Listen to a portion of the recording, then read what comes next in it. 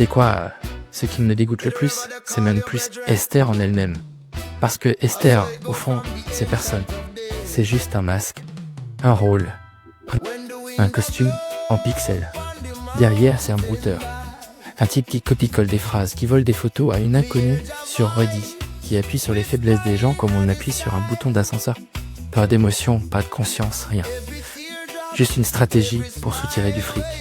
Et ça me dévore.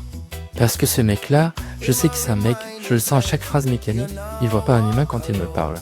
Il voit un portefeuille, un pigeon, un homme seul à qui on peut faire croire n'importe quoi en injectant un peu de faux. Bonjour mon cœur. Et 2 photos volées. Ce qui me fait le plus mal, c'est pas de me faire avoir. C'est de voir à quel point ces gens jouent avec les sentiments humains comme si c'était des jouets en plastique.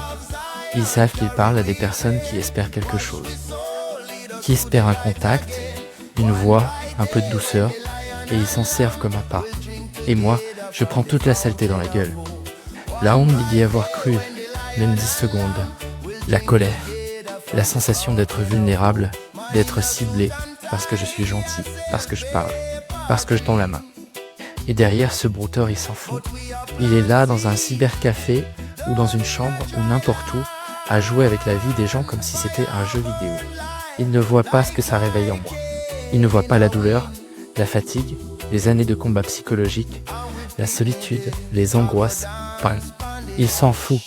Il veut juste que je clique sur « Envoyer ». C'est ça le pire.